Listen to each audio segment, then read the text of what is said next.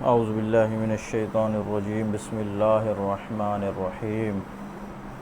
जी तो स्टूडेंट्स अस्सलाम वालेकुम। आज हमने देखना है पार्ट 2 है डेफिनेशन का। आगे जो डेफिनेशन पार्ट 1 में रह गई थी आज हम उन्हें डिस्कस करेंगे। तो सबसे पहले ये मैंने एक चार्ट बनाया है जो कि प्रीवियस 10 ईयर्स का चार्ट है।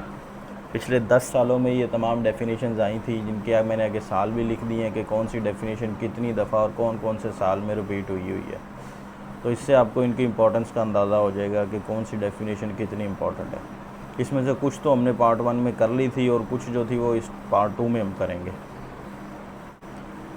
तो सबसे पहले प्रिंसिपल ऑफिसर, ये क्या होता है?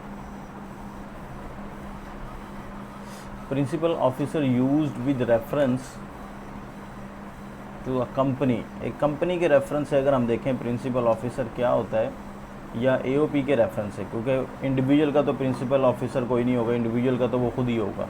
लेकिन अगर हम कंपनी की बात करें तो कंपनी में डिफरेंट जो है ना वो मैनेजर्स होते हैं, डायरेक्टर्स होते हैं। तो प्रिंसिपल ऑफिसर हमारा कौन सा होगा और इसकी हमें क्यों ज़रूरत पड़ेगी? क्योंकि जब एफबीआर ने कोई नोटिस सर्व करवाना होता है कंपनी पर तो फिर वहाँ पर वो किसी ऑथराइज़ पर्सन को ही देते हैं, और वो ऑथराइज़ पर्सन कौन सा होगा? वो हमारे लिए प्रिंसिपल ऑफिसर होगा। और प्रिंसिपल ऑफिसर में कौन कौन से जो है ना कि लोग फॉल कर सकते हैं वो आगे ये डिटेल दे रहा है। वो डायरेक्टर होगा कंपनी का, वो भी प्रिंसिपल ऑफिसर होगा, वो भी नोटिस रिसीव करने का ऑथराइज़ होगा। अगर हमने उसे नोटिस रिसीव करवा दिया एफबीआर ने तो इसका मतलब हमने कंपनी के प्रिंसिपल ऑफिसर को ही नोटिस सर्व करवाया। इसी तरह अगर एक मैनेजिंग डायरेक्टर है, मैनेजिंग डायरेक्टर है तो वो भी प्रिंसिपल ऑफिसर होगा। अगर उसका कोई सेक्रेटरी है कंपनी का, एजेंट है या अकाउंटेंट है और एनी सिमिलर ऑफिसर, इसी तरह का कोई और अगर ऑफिसर है तो वो भी क्या होगा? प्रिंसिपल ऑफिसर ही होगा। नंबर बी में any person connected with the management, या कोई भी शख्स जो उसका मैनेजमेंट से जुड़ा हुआ है, उसकी मैनेजमेंट को देखता है, या एडमिनिस्ट्रेशन से जुड़ा हुआ है ऑफ द कंपनी और association of the person upon whom the company or AOP upon whom the commissioner has served a notice of treating him as a principal officer। ये इन शख्स में से अगर कोई भी शख्स होगा तो उसे कमिश्नर एफबीआर जो है वो नोटिस सर्व करवा सकता है। नोटिस सर्व करवाने की क्या इंपॉर्टेंस है? क्योंकि जब कोई नोटिस सर्व होता है तो उसकी लिमिटेशन वहाँ से स्टार्ट हो जाती है। फॉर एग्जांपल अगर एक ऑर्डर है, कमिश्नर का ऑर्डर है कि आपने ये टैक्स जमा करवाना है, तो उसकी लिमिटेशन उसके लिए स्टार्ट होगी उसके सर्विस के बाद, कि सर्विस के बाद वो उसमें से अपील्स वगैरह कर सकता है। उससे पहले अपील की उसके पास लिमिटेशन नहीं होगी। उसकी लिमिटेशन स्टार्ट होगी जब उसको ऑर्डर सर्व हो जाएगा। और किन लोगों पे अगर सर्व करवा दिया तो वो गिना जाएगा सर्विस में। ये लोग हमने ऊपर बता दिए। डायरेक्टर होगा, मैनेजिंग सेक्रेटरी, एजेंट, अकाउंटेंट, ये इस तरह का कोई मैनेजमेंट से बंदा जुड़ा हुआ है तो अगर हमने उसको रिसीव करवा दिया तो इसका मतलब हमने कंपनी को रिसीव करवा दिया।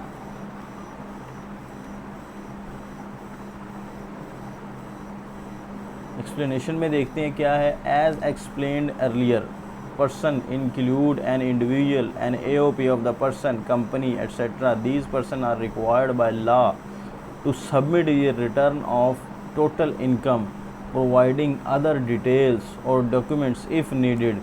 ये सर्विस क्यों करवाते हैं? ये वो लोग हैं जिनकी रिटर्न हमें रिक्वायर होती है या कोई डॉक्यूमेंट रिक्वायर्ड होता है। In case of a company और an AOP, it is very difficult to contact with every shareholder or every member or owner by the tax department। चूँकि वो हर ऑनर से जाके कनेक्ट तो नहीं कर सकते, कभी ऑनर कंट्री में होते हैं, कभी आउटसाइड होते हैं, कभी किसी शहर में, कभी किसी शहर में। तो फिर डिपार्टमेंट जो है ना वो उनके कंपनी से डायरेक्ट किसी ख़ास बंदे से रब्ता कर लेते हैं जो कि कोई मतलब पोस्ट होल्ड किए होते हैं। For this purpose a few responsible persons connected with management are treated as principal officer. जो कि उसकी मैनेजमेंट से जुड़े होंगे, उनमें से अगर किसी को पकड़ के हम नोटिस ने हमने सर्व करवा दिया तो समझे हमने कंपनी को ही ऑनर या उसकी कंपनी के ऑनर को ही सर्व करवा दिया। तो ये एक्सप्लेनेशन है इसकी। नेक्स्ट कुछ और एक्सप्लेनेशन कह रहा है कि the commissioner of the income tax may also serve upon a notice to any person connected with the management and administration of a company और an AOP to treat him as a principal officer. मतलब अगर वहाँ पे company में आप notice लेकर गया है एफबीआर का बंदा, वहाँ पे ना डायरेक्टर है, ना वहाँ पे कोई ऑनर है, ना कोई है, लेकिन वहाँ पे उनके एम्प्लॉय मौजूद हैं कि जो कि अकाउंटेंट की सर्विस दे रहे हैं या कोई मैनेजमेंट कर रहे हैं कि जी के होल्ड किए हुए हैं ऑनर की गैर मौजूदगी में, तो अगर आपने उसको भी नोटिस सर्व करवा दिया तो समझिए आपने एफबीआर उसके ऑनर को या आपने कंपनी के ऑनर को सर्व करवा दिया। आगे मोस्ट इम्पॉर्टेंट डेफिनेशन है जी एग्रीकल्चरल इनकम। ठीक है, एग्रीकल्चर इनकम कौन सी होती है? वैसे तो आपको लग रहा है ज़राअत से, लेकिन इनकम टैक्स ऑर्डिनेंस में कुछ ख़ास इनकम्स है कि जो कि एग्रीकल्चर इनकम कंसीडर होंगी जब उनमें कुछ कंडीशंस फुलफ़िल होंगी।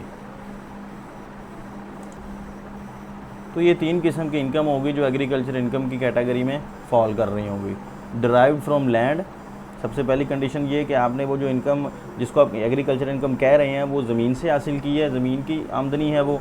Land is situated in Pakistan, और वो ज़मीन पाकिस्तान में मौजूद है। And land is used for agricultural income, और वो लैंड आपने एग्रीकल्चरल इनकम के लिए इस्तेमाल की है, एग्रीकल्चर पर्पज़ के लिए इस्तेमाल। अब एग्रीकल्चर पर्पज़ से क्या मुराद? जिस तरह ये जंगलात वगैरह भी उग जाते हैं, खुद ब खुद उग जाते हैं, इसमें तो आप जाके वो ना उसमें पानी देते हैं, ना फर्टिलाइजेशन, ना कोई भी आप एफर्ट करते हैं, तो इस तरह की इनकम आपकी ज़राअत की एग्रीकल्चर इनकम नहीं होगी। एग्रीकल्चर इनकम के लिए 2 कंडीशनें होनी चाहिए एक तो ह्यूमन एफर्ट लगनी चाहिए उसमें, और दूसरा आपने कोई रिसोर्सेज उसमें इस्तेमाल किए हो, जैसे पानी वगैरह इस्तेमाल किया आपने, ह्यूमन एफर्ट लगाई है, वहाँ पर आपने लोग रखे हुए हैं, काम कर रहे हैं, बीज बो रहे हैं खुद, तो वो आपकी एग्रीकल्चर इनकम होगी। जब आप ये 2 कंडीशनें पूरी नहीं करेंगे तो वो आपकी एग्रीकल्चर इनकम नहीं होगी। और ये क्यों एग्रीकल्चर इनकम कह रहे हैं? क्योंकि ये इसकी कुछ एग्जाम्पशंस हैं, कुछ टैक्स में इसको छूट मिल जाती है एक लिमिट तक, कि इतनी लिमिट तक एग्रीकल्चर इनकम हो तो उस पर टैक्स नहीं होगा, एग्रीकल्चर को प्रमोट करने के लिए। Thus, any income derived as rent, revenue, or from sale of any produce which is grown on a Pakistan land is agricultural income। ये आपके फसल है, आपके खेत है आपके गांव में, तो आपने वो रेंट पे दिए हुए हैं, उससे आपको रेंट आ रहा है, तो वो भी आपकी एग्रीकल्चर इनकम होगी। अगर आपने उसको बेच कर कोई प्रोसीड हासिल किया है, जो उसके ऊपर आपने चीज़ें उगाई थी, तो उससे आप जो प्रोसीड हासिल कर रहे हैं वो भी आपकी एग्रीकल्चरल इनकम होगी। एग्रीकल्चर इनकम की कुछ अप टू सर्टेन लिमिट तक उसकी एग्जाम्पशंस हैं, टैक्स उस पर नहीं देना पड़ता, जिस वजह से उसको एग्रीकल्चर इनकम की कैटेगरी अलग की गई है। However, it is necessary to understand that the land must be used for agricultural purpose, which means that some human labor and effort necessary to employed। हाँ जी, ये 2 चीज़ें आ गई, ह्यूमन लेबर भी उसमें लगी हो और उसमें कुछ एफ़र्ट्स भी लगी हों। आपकी एफ़र्ट्स से मुराद पानी आपने जो है ना इंतज़ाम किया हो, ख़ुद ब खुद नहरी निज़ाम से ना आ रहा हो पानी, आपने कुछ एफ़र्ट करके फिर पानी फसलों को लगाया हो। If a produce is grown wild, ये देखें वाइल्ड आ गया, अगर जंगलात वगैरह खुद से उग रहे हैं और स्पॉन्टेनियसली ऑटोमेटिक ही उग रहे हैं, आपने उसमें कोई एफ़र्ट नहीं की, on land without any human effort और labour, it will not be treated as agriculture income under this definition. हाँ, लेकिन अगर आपने अपना जंगल खुद बना लिया हुआ है, मतलब एक आपकी ज़मीन है, आपने उस पर दरख्त ही उगाने हैं, ठीक है, और दरख्त उगाने के लिए आपने उसका सिस्टम मैनेज किया हुआ है, एम्प्लॉयज़ रखे हुए हैं आपने, पानी का सिस्टम आपने दिया हुआ, खाद वगैरह आप डाल रहे हैं, फिर जो दरख्त उग रहे हैं, फिर वो आपकी एग्रीकल्चर इनकम होगी।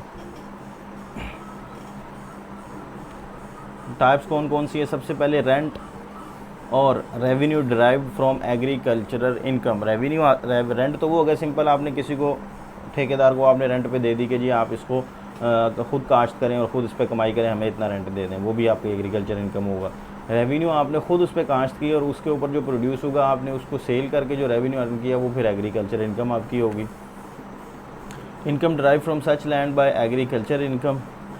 Income derived from such land by performance of a process ordinarily employed by a cultivator or receiver of rent in kind to render the produce fit for the market। अब इसको समझे ज़रा, कह रहे हैं income derive from such land, ऐसी income जो आपने उस ज़मीन से हासिल की हो बाय परफॉर्मेंस का मतलब आपने उस पर कुछ परफॉर्मेंस की है, आपने कुछ उस पर इम्प्लीमेंट किया, और प्रोसेस कुछ ऐसा अमल आपने लगाया जो ordinary employed by a cultivator काश्तकार जो आम तौर पर उस पर इम्प्लीमेंट करते हैं। मतलब काश्तकार क्या करता है, काश्तकार उसके ऊपर हल चलाएगा, उसके लिए ट्रैक्टर वगैरह होगा, या अगर पुराना तरीक़ाकार है तो पुराने तरीके से हल चलाएगा, उसके बाद उसमें बीज वगैरह बोएगा, फिर पानी वगैरह देगा, ये सारा ऑर्डनरी प्रोसेस होता है काश्त का, ठीक है। Receive of rent in kind, अगर आपने रेंट रिसीव किया इन काइंड किसी चीज़ की सूरत में, मिसाल के तौर पे आपने अपने काश्तकार से अपनी ज़मीन उसको रेंट पे दे दी कि जी आप ये काश्त करो, तो अब साल के एंड पे आपने ये डिसाइड किया या पहले ही आपने डिसाइड कर लिया था कि हमें रेंट पैसों की सूरत में नहीं चाहिए, हमें जो रेंट चाहिए आप जो भी काश्त करेंगे उसका इतने % या इतनी लिमिट जो है वो हमें आपने काश्त में से देना है।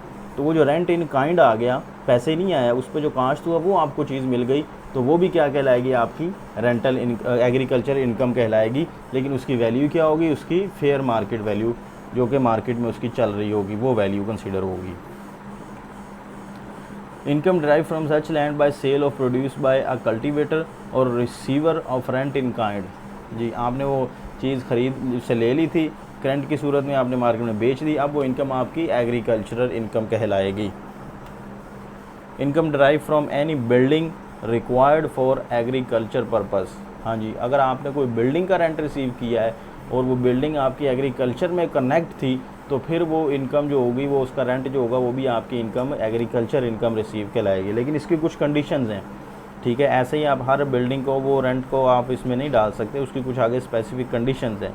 वो कंडीशंस क्या हैं, building is in immediate vicinity of agricultural land, मतलब उसके साथ ही जुड़ी हो या उसके बहुत ही करीब हो, जिससे हम ये इमेजिन कर सकें या ये हम एक बना सकें बात कि जी इसका एग्रीकल्चर का जो लैंड एग्रीकल्चर की जो प्रोड्यूस आती है वो रखने के लिए हमें बिल्डिंग दरकार थी।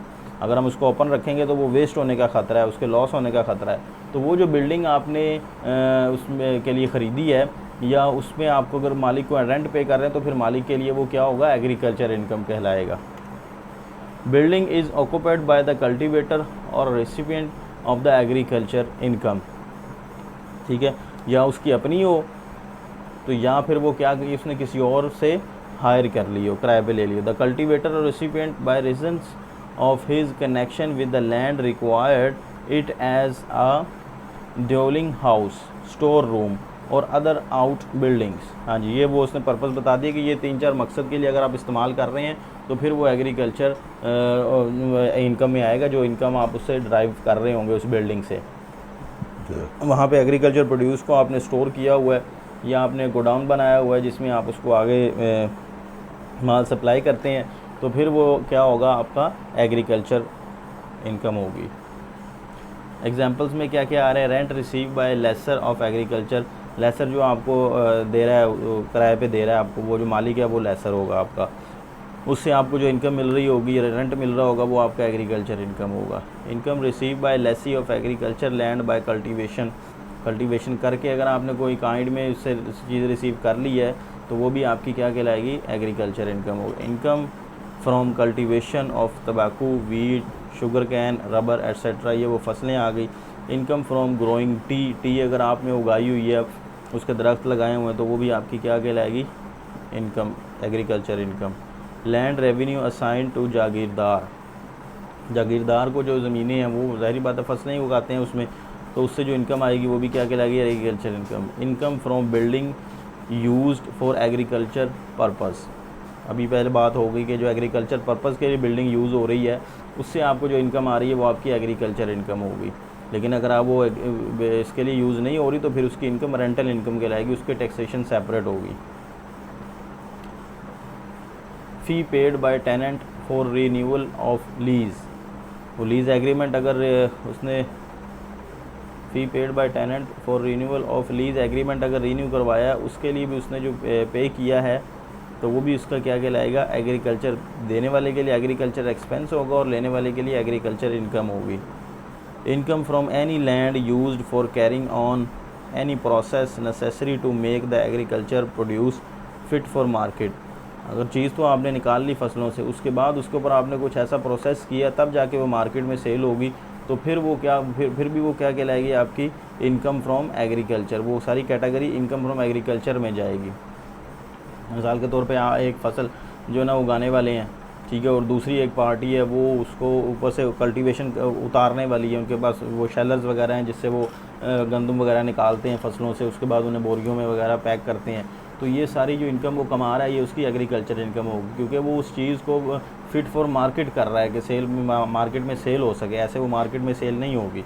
तो ये सारी उसकी जो इनकम होगी वो क्या होगी, एग्रीकल्चर इनकम होगी। Income from sale of honey और इट्स प्रोडक्ट्स। हनी जो है ये ज़्यादातर जंगलात में उगता है, लेकिन इसको अगर वाइल्ड तरीके से उग रहा है तो फिर तो वो आपकी नहीं होगी एग्रीकल्चर। लेकिन अगर आपने इसको खुद मैनेज करके उगा, जैसे आजकल फार्म बनाए हुए हैं लोगों ने, दरख्त वगैरह लगाए हैं, मक्खियाँ वगैरह पालते हैं, उसे शहद निकालते हैं, तो वो भी उसकी एग्रीकल्चरल इनकम ही होगी। Receipt of an amount for compromise of a dispute regarding agricultural income.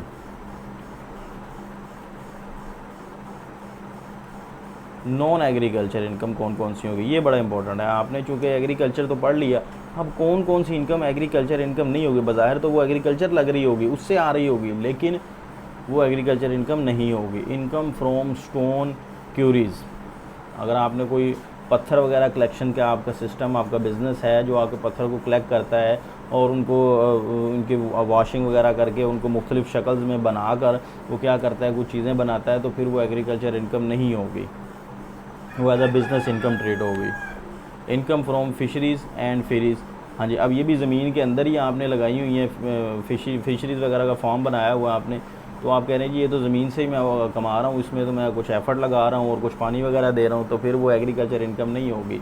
Agriculture income वो जो ज़मीन से प्रोड्यूस हो, ठीक है। फ़िशरिंग के लिए आपको फ़िश वगैरह जो है ना वो बच्चे ख़रीदने पड़ते हैं, अंडे ख़रीदने पड़ते हैं, फिर जाके वो बड़े बनते हैं। Income from mining and mining royalties, mining, अब ये भी ऐसी चीज़ है कि जो ज़मीन से आप काम खुदाई करके चीज़ें निकालते हैं, तो बज़ाहिर तो ये लग रहा है कि जी आप ज़मीन से कमा रहे हैं, लेकिन ये ज़मीनी एग्रीकल्चर इनकम नहीं होगी, ठीक है। ये माइनिंग अलग सेक्टर होगा, उसमें ट्रीट किया जाएगा ये। Income from land used as market,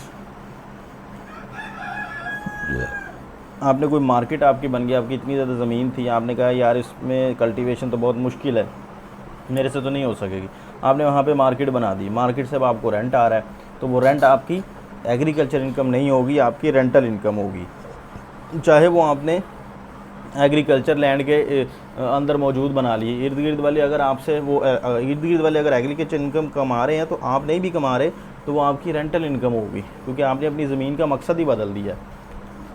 income from a flour mill, flour mill ये भी एक बिज़नेस इनकम होगी, इसको भी एग्रीकल्चर इनकम में नहीं डालेंगे, क्योंकि अभी ने पीछे बात की थी कि जी आपने एक ज़मीन से चीज़ निकाली, उसके बाद आपने फिर तो मार्केट किया कि मार्केट में सेल हो, तो फिर वो एग्रीकल्चर इनकम होगी। यहाँ पे जो है वो गंदम की बात हो रही है, अगर आप उसको बनाकर एक प्रोडक्ट बना रहे हैं, जैसे फ्लोर बना रहे हैं, तो फिर वो एक प्रोडक्ट है, वो एग्रीकल्चर इनकम नहीं है। इस वजह से फ्लोर मिलों की जो इनकम है वो एग्रीकल्चर इनकम नहीं, as a business income treat होती है। Income from land use for storing timbers, store timber वगैरह, वो जो अभी लैंड बिल्डिंग की बात है कि अपना बिल्डिंग का जो रेंट है वो कैसे एक बंदा कहेगा कि जी मेरा एग्रीकल्चर इनकम है, जब उसकी बिल्डिंग यूज़ हो रही होगी फॉर स्टोरिंग ऑफ टिम्बर्स, यानी कि चीज़ें शेलर्स वगैरह लगे हुए हैं वहाँ पर, उसका चीज़ें स्टोर करने के लिए एग्रीकल्चर प्रोड्यूस को ज़मीन यूज़ हो रही है, तो फिर वो उसकी इनकम जो आ रही है वो एग्रीकल्चर इनकम होगी, अदरवाइज़ वो एग्रीकल्चर इनकम नहीं होगी। Income received from a cotton ginning factory, अब कॉटन गिनिंग फैक्ट्री का मतलब है कि कॉटन तो बन चुकी है, अब आप इससे कोई प्रोडक्ट बना रहे हैं, तो अभी बात हुई कि अगर कोई प्रोडक्ट आप बना रहे हैं तो फिर वो टैक्सेबल है, लेकिन अगर आप उसी रॉ मटेरियल को ही स्टोर करने के लिए, सेव करने के लिए, रॉ मटेरियल की शक्ल में लाने के लिए बना रहे हैं, तो फिर वो फैक्ट्री आपकी एग्रीकल्चर इनकम होगी। मिसाल के तौर पे गंदम की बात कर लेते हैं, गंदम जब उग जाती है तो वो पौधों की शक्ल में होती है, वो डालियों की शक्ल में होती है, उसके ऊपर से गंदम अलहदा करनी होती है, उनको स्टोर करना होता है, उनको पैकिंग, उनकी पैकिंग करनी होती है, तो ये सारा अमल एग्रीकल्चर इनकम में होगा। जब आप गंदम मार्केट में ले आए, उससे अगर कोई प्रोडक्ट बना के, आटा बना के सेल कर रहा है या उससे कोई और चीज़ बना के सेल कर रहा है, तो फिर वो क्या होगा, वो बिज़नेस इनकम में होगा। Profit from a contract of cutting and selling trees, अब ये ट्रीज़ वो वाले ट्रीज़ होंगे जो आपके वाइल्डली उगे हैं, स्पॉन्टेनियसली वहाँ पे प्रोडक्शन इनकी हो रही है। अगर आपने ख़ुद उगाए हुए हैं तो फिर वो एग्रीकल्चर इनकम होगी, लेकिन अगर आपने ख़ुद नहीं उगाए तो फिर वो क्या होंगे, आपके एग्रीकल्चर इनकम नहीं होगी। Income from sale of earth for brick making, income from sale of earth, हाँ जी, इसमें होता ही यूँ है कि ज़मीन दे दी जाती है जो ईंटें बनाने वाले हैं, ठीक है जी। अब वो ईंटें बनाने वाले वहाँ से मिट्टी निकालते हैं, उनकी मिट्टी की ईंटें बनाते हैं और ईंटें बना के सेल करते हैं, तो ये भी इनकम फ्रॉम एग्रीकल्चर नहीं होगी, ये इनकम फ्रॉम बिज़नेस होगी। इनकम फ्रॉम मार्केट्स, मार्केट से अगर इनकम ली है तो वो तो सिंपल रेंटल इनकम हो जाएगी। अब नेक्स्ट आ रहा है कैपिटल एसेट्स। कैपिटल एसेट्स कौन कौन से होंगे जो कि कैपिटल एसेट की कैटेगरी में। अकाउंटिंग में तो हमने पढ़ा था कि अकाउंटिंग इक्वेशन क्या होती है, उसमें कैपिटल होते हैं और लायबिलिटी, इनको जमा कर लें तो तमाम एसेट वगैरह और हमारी जो है ना वो एक्सपेंस वगैरह जमा कर लें तो ये बराबर आ जाते हैं। यहाँ पर कैपिटल एसेट कुछ थोड़ा सा डिफरेंट है। जो आपने समझना है कि जो चीज़ें आपके सेल के लिए पड़ी हैं वो आपका कैपिटल एसेट नहीं है, वो स्टॉक इन ट्रेड है। तो जो आपकी चीज़ें सेल के लिए नहीं पड़ी हैं वो आपका कैपिटल एसेट होगा। Capital asset means property of any kind held by a person. Property का मतलब कोई भी चीज़ आपने हेल्ड की हुई है, शख्स के पास एक है चीज़ जो कि रीसेल पर्पस के लिए नहीं है, तो वो क्या होगी, उसकी कैपिटल एसेट होगी। It is immaterial whether the property is connected with his business और नॉट। ये इससे सरोकार नहीं है कि वो जो उसकी प्रॉपर्टी है वो बिज़नेस के साथ जुड़ी हुई है या नहीं, बिज़नेस पर्पस के लिए जुड़ी हुई है या नहीं। ठीक है, अगर एक शख्स के पास एक बिल्डिंग अलहदा पड़ी हुई है, बिज़नेस में इस्तेमाल नहीं हो रही है, 2-3 बिल्डिंगें उसकी हैं, तो जो बिल्डिंग्स हैं उसकी वो सारी उसकी क्या कहलाएंगी, कैपिटल एसेट कहलाएंगी, चाहे वो बिज़नेस में इस्तेमाल हो रही हैं या नहीं हो रही हैं।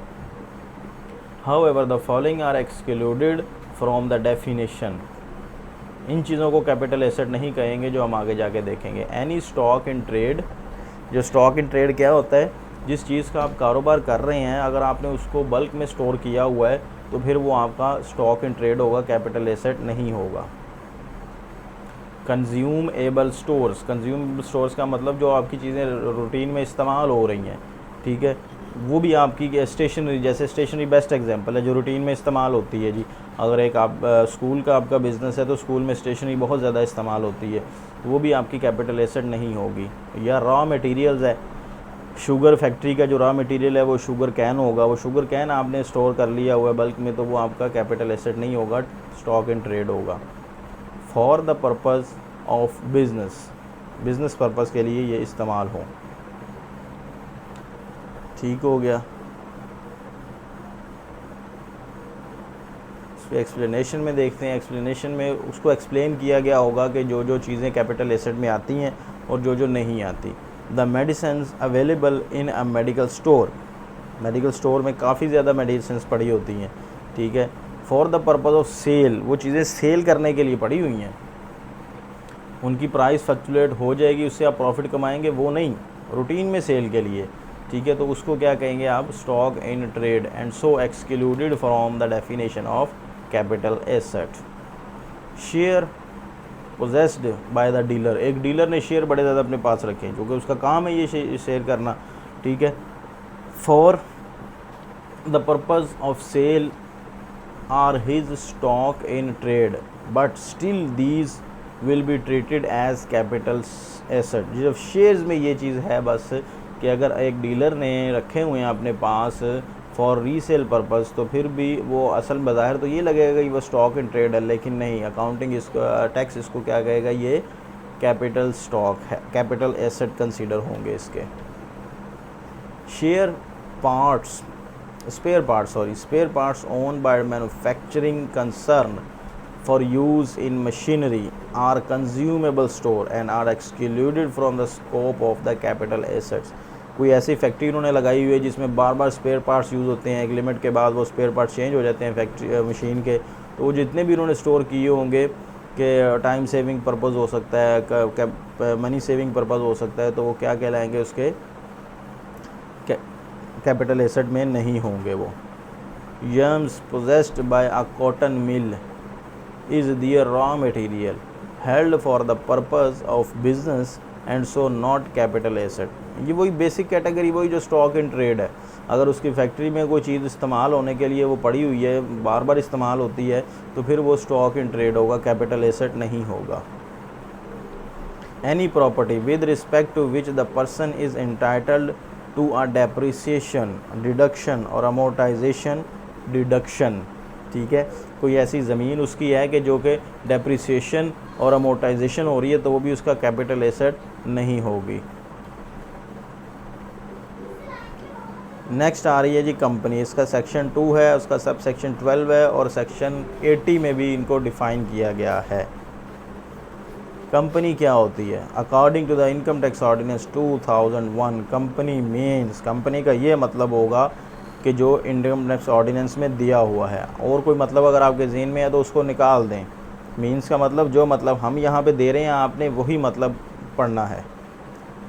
Company as define in companies act 2017, जो कंपनी का एक्ट है 2017 का, वो वाला क्या है, उसमें जो भी लिखा है वो आपका कंपनी कहलाएगी। A body corporate formed by or under any law in force in Pakistan, कोई ऐसी कंपनी पाकिस्तान के कानून के तहत बन गई है तो वो भी कंपनी क्या कहलाएगी? कंपनी ही कहलाएगी। अब मुदारबा क्या होता है? इसमें एक शख्स जो है वो पैसे लेकर आता है, दूसरा शख्स अपनी एफ़र्ट पुट करता है, तो फिर उससे जो है ना वो इनकम अर्न हो रही होती है, वो एक कंपनी की शक्ल बन जाती है। मुदारबा अगर आपने एग्रीमेंट किया हुआ है, किसी दो शख्स के दरमियान ये एग्रीमेंट होता है कि मैं पैसे लगाता हूँ और आप जो है अपनी एफ़र्ट लगाओ और फिर बिज़नेस करो, जो प्रॉफिट होगा वो 50-50 या जो रेशो में डिफाइन हो जाएगी वो उससे डिस्ट्रीब्यूट कर लेंगे। तो इस मुदारबे को भी इनकम टैक्स ऑर्डिनेंस कहता है, ये भी हमारे लिए एक कंपनी ही है। A body incorporated by or under the law of the country outside Pakistan relating to incorporation of companies, कोई भी कंपनी अगर पाकिस्तान से बाहर भी बन रही है किसी कानून के तहत, तो जब वो पाकिस्तान में आके कारोबार करेगी तो हम उसको कंपनी ही ट्रीट करेंगे। A cooperative society, finance society और एनी अदर सोसाइटी, जी आपने देखा होगा ये प्रॉपर्टी की सोसाइटीज़ बन जाती हैं। जी हमारी ये सोसाइटी है, यहाँ पे हमारा ये जो ऑफिस है, ये सारा कुछ है, तो वो कोऑपरेटिव सोसाइटी भी क्या होगी? एक कंपनी को ट्रीट करेगी। इसको कंपनी ट्रीट करने का मकसद ये होगा कि इनका एक टैक्स रेशो डिफाइन हो जाएगी और सिंपली इनको इजीली हम टैक्स कर सकेंगे। A non profit organization, NPO वो होती हैं कि जो चैरिटेबल पर्पज़ के लिए काम कर रही होती हैं, किसी ख़ास मकसद के लिए, फ़लाह बहबूद के लिए काम कर रही होती हैं, उनका मकसद प्रॉफिट अर्न करना नहीं होता, तो उसको क्या कहते हैं? एनपीओ।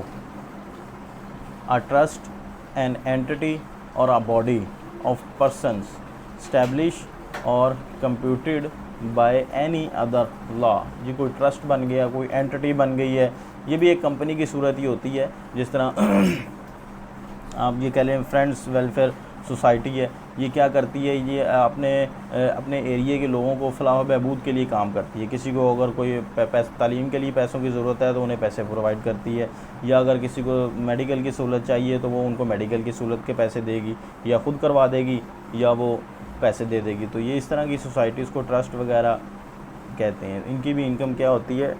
एक स्पेसिफिक रेशो तक होती है और इनको कंपनी ट्रीट किया जाता है। अ फॉरेन एसोसिएशन वो होती है जिनकी इनकॉर्पोरेशन या जिनकी रजिस्ट्रेशन बाहर के मुल्क होती है, लेकिन वो पाकिस्तान में आके काम कर रहे थे, जैसे मल्टीनेशनल कंपनीज़ हैं, वेदर इनकॉर्पोरेटेड और not, which the board has declared to be company. इसको बोर्ड भी जिसको कंपनी डिक्लेयर कर दे वो कंपनी की कैटेगरी में फॉल करेगा। प्रोविंशियल गवर्नमेंट, ये जो सूबे की गवर्नमेंट होती है, इसको भी कंपनी ट्रीट किया जाता है, और अगर ये इनकम अर्न कर रहे हैं तो इसको कंपनी का टैक्स रेट लगता है। लोकल अथॉरिटीज़ में जो टीएमए आ गया, म्यूनसिपल कॉरपोरेशंस आ गया, ये सारी क्या कहलाती हैं? लोकल अथॉरिटीज़ कहलाती हैं। स्मॉल कंपनी, जो छोटी कंपनी है वो भी असल में कंपनी ही ट्रीट होती है, लेकिन उसकी कुछ लिमिटेशंस अलहदा हो जाती हैं। हाँ जी, explanation. In our country there are 3 popular forms of business organisation. 3 किस्म के बिज़नेस हमारे मुल्क में चलते हैं। एक सोल प्रोप्राइटरशिप चलता है, फिर दूसरा पार्टनरशिप चलता है, तीसरा कंपनी चलता है। ठीक है। The company is created by law, company जो किसी लॉ के तहत बनाई जाती है। ठीक है। So has a distinct legal entity, तो इसलिए वो एक अलहदा कानूनी हैसियत रखती है। For the purpose of tax, कानूनी हैसियत का मतलब आप उसका नाम चोरी नहीं कर सकते, उसके नाम को अपने नाम से यूज़ नहीं कर सकते। ठीक है। इसी वजह से उसको कानूनी हैसियत दी जाती है। A company is treated to be separate business entity apart from its share holder, तो कंपनी को अलहदा बिजनेस ट्रीट किया जाएगा और उसकी इनकम को अलहदा टैक्स किया जाएगा उसके शेयर होल्डर्स के अलावा। द एसेट्स पोजेस्ड और liability owned by the company are its own and legally the shareholders are not responsible for any liability, तो लीगली तौर पे शेयर होल्डर कोई रिस्पॉन्सिबल नहीं होते। अगर कोई कंपनी से लॉस हो जाता है तो वो अपने शेयर होल्डर को लॉस अपने अपनी एसेट ही दे सकती है, जो उनके मालिक हैं उनसे वो रिकवर नहीं कर सकते। कंपनी पे द टैक्स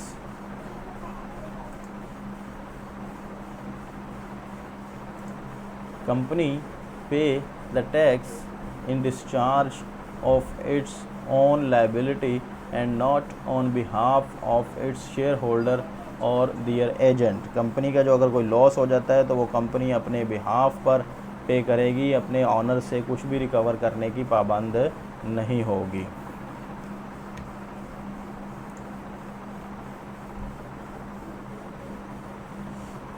डेप्रीसिएबल एसेट्स कौन कौन से होते हैं, ये क्या होते हैं डेप्रीसिएबल एसेट्स? आपने पढ़ा होगा डेप्रीसिएशन क्या होती है।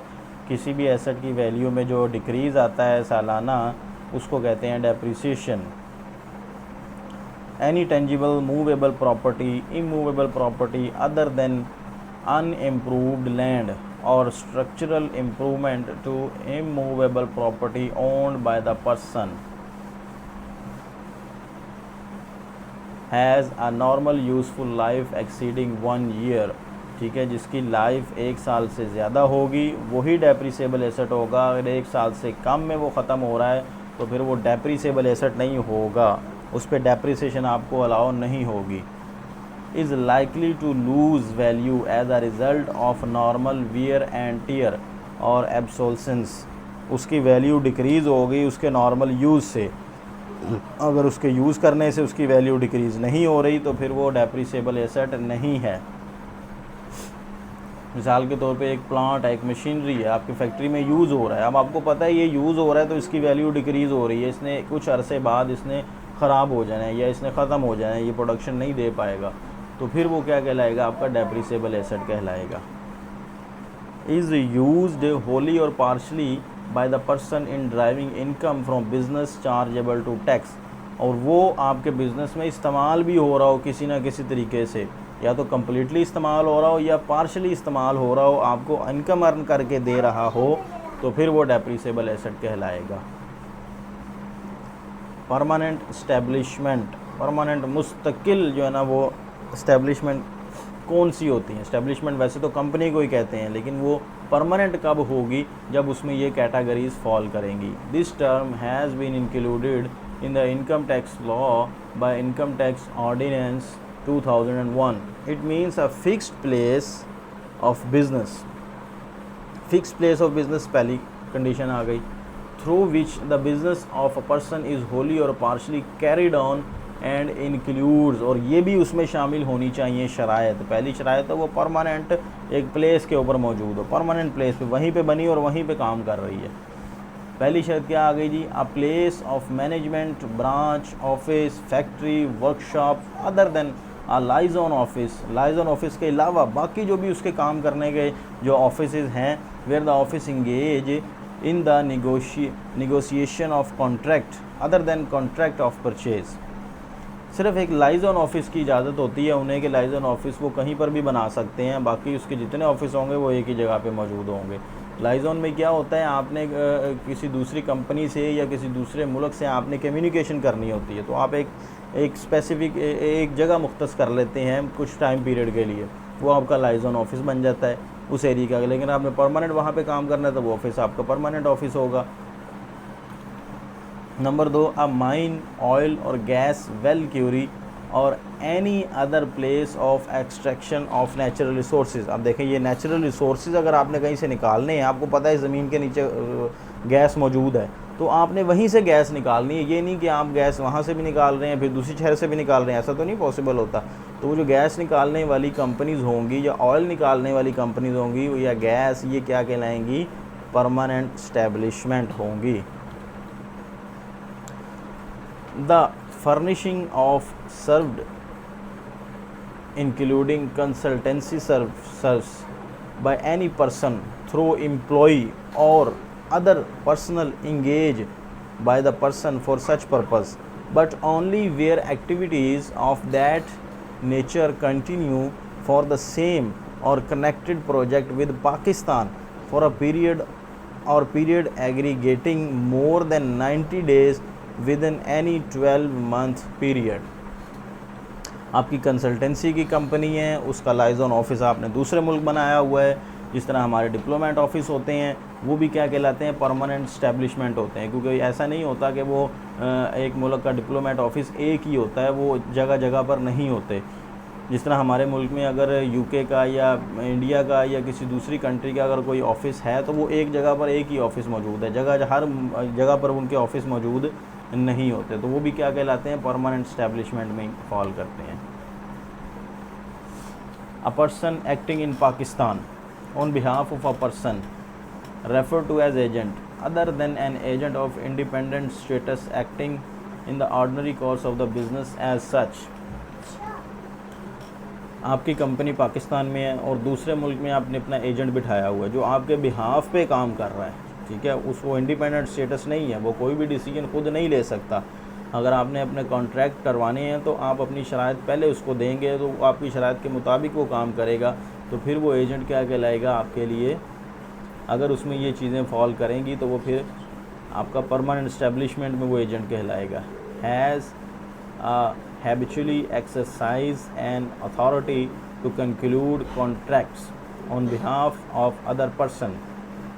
ठीक है, कॉन्ट्रैक्ट वो कर रहा है लेकिन कॉन्ट्रैक्ट वो आदतन कर रहा है। आदतन का मतलब पहले से डिफ़ाइन है रूल्स कि आपने इस रूल के मुताबिक या आपने कॉन्ट्रैक्ट जिससे भी करना है तो आपने इस रूल के मुताबिक करना है, तो फिर वो हर कॉन्ट्रैक्ट में आपसे नहीं पूछेगा कि जी मेरा कॉन्ट्रैक्ट आया हम क्या करें। हम जो आपने रूल पहले दे दिए वो आदतन वैसे ही काम करता रहेगा जैसे उसको पहले से डिफ़ाइन किया गया है। हैज़ नो सच अथॉरिटी, उसके पास कोई ऐसी अथॉरिटी नहीं होगी, but habitually maintain a stock in trade or other merchandise from which the agent regularly deliver goods or merchandise on behalf of the other person. हाँ, जो रेगुलर बेसिस पे वो goods stock in trade को store कर सकता है, उन्हें deliver कर सकता है, ट्रांसफ़र कर सकता है, फिर उसको बार बार पूछने की ज़रूरत नहीं होगी, जो रूटीन का काम है। दूसरे मुल्क में आपका बंदा बैठा हुआ है, आपने पहले से उसको रूल दे दिए कि आपने इस रूल के मुताबिक काम करना है, ठीक है, तो बार बार वो आपसे वो नहीं पूछेगा अगर कोई भी उसने कॉन्ट्रैक्ट करना है तो।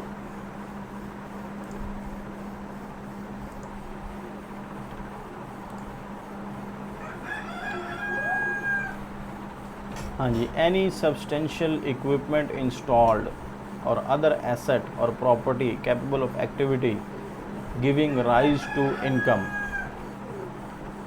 ये किसमें आ गया, स्पेकुलेशन बिजनेस। एक तो सिंपल बिजनेस है और एक स्पेकुलेशन बिजनेस है, जुए का बिजनेस इसको बिजनेस टैक्सेशन में क्या कहते हैं जी। कब एक बिजनेस स्पेकुलेशन बिजनेस बन जाएगा और उसकी टैक्स ट्रीटमेंट क्या होगी, क्योंकि इसकी टैक्स ट्रीटमेंट डिफरेंट है, इसलिए इसको स्पेकुलेशन बिजनेस को अलग से ट्रीट किया गया सेक्शन 61 में। Speculation business means any business in which a contract of purchase and sale of any commodity including shares या stock is periodically or ultimately settled otherwise than by actual delivery or transfer of commodity but does not include a business। लेकिन ये वाले business शामिल नहीं होंगे जो हम आगे बात करेंगे, लेकिन उससे पहले जो उसने बात कर दी यहाँ तक, यहाँ से स्टार्ट से यहाँ तक, ऐसा बिज़नेस जिसमें एक्चुअली जो है ना ऑनरशिप ट्रांसफ़र होती है लेकिन फ़िज़िकली गुड्स की ट्रेडिंग नहीं होती, उसको कहते हैं स्पेकुलेशन बिज़नेस, जिसमें ख़ास तौर पे शेयर्स आ जाते हैं या स्टॉक आ जाते हैं कंपनी के। शेयर्स में यही होता है ज़्यादातर कि वो आपके शेयर्स आप बिट लगा देते हैं कि जी शेयर्स मेरे यहाँ पे लॉक कर दो या शेयर इतने ख़रीद लो, लेकिन फ़िज़िकली ट्रांसफ़र नहीं होता। बीच में जो ब्रोकर बैठा होता है वो आपको सिर्फ प्रॉफिट देता है जितना शेयर से ज़्यादा वैल्यू होगी, अगर कम हो जाए तो उतने आपके पैसे कम हो जाते हैं सॉरी ठीक हो गया। तो इसमें आपने स्पेकुलेशन बिजनेस में ये देखना है कि फ़िज़िकली और गुड्स ट्रांसफ़र नहीं होती, ठीक है, जस्ट उसकी प्राइस की फ्लक्चुएशन से ही बेनिफिट लिया जाता है कि जी इसकी प्राइस कितनी फ्लक्चुएट अप होगी।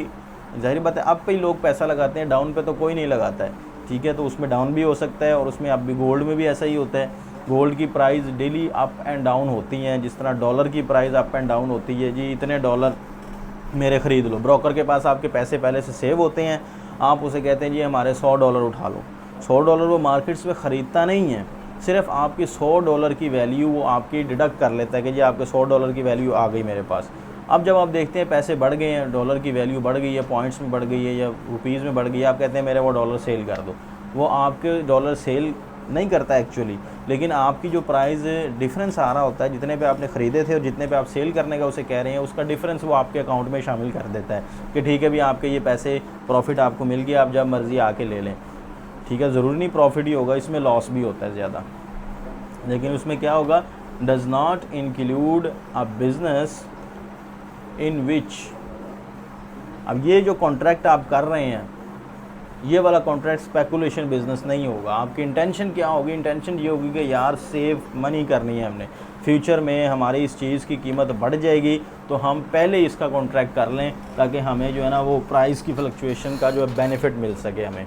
अ contract in respect of raw material, आपने सबसे पहली चीज़ आ गई रॉ मटेरियल ख़रीदना है आपने, आपकी कंपनी का जो भी रॉ मटेरियल होगा आपने वो देख लिया कि फ्यूचर में 6 महीने बाद या 2 महीने बाद वो प्राइस बढ़ जानी है, अप हो जानी है, तो आपने पहले ही कॉन्ट्रैक्ट कर लिया उसके डीलर से।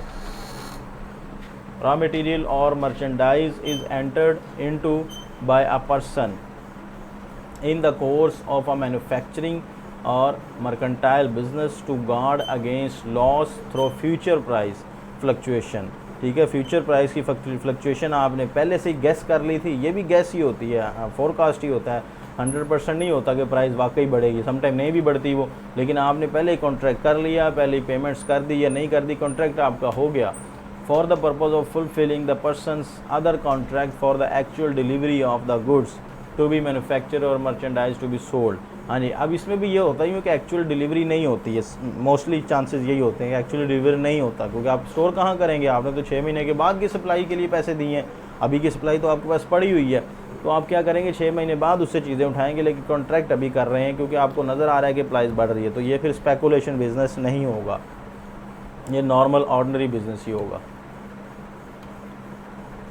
नंबर बी, ये भी स्पेकुलेशन बिजनेस में नहीं आएगा। A contract in respect of stock and share is entered into by the dealer or investor there into guard against loss in the person's holding of stock shares through price fluctuation.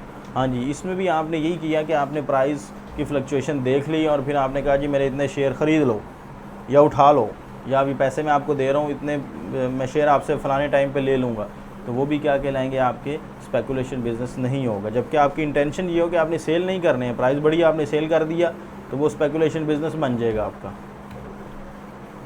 A contract is entered into by a member of a forward market or stock exchange in the course of any transaction to guard against any loss which may rise in the ordinary course of the person's business as such member। ये भी वही contract आ गया, stock exchange के member से आपने contract कर लिया, जी मैं इतने शेयर ख़रीदना चाहता हूँ, फ्यूचर में ख़रीदना चाहता हूँ, तो आपने उसको पेमेंट कर दी है, अब आप फ्यूचर में अपने शेयर ले सकेंगे, तो ये स्पेकुलेशन बिजनेस नहीं होगा।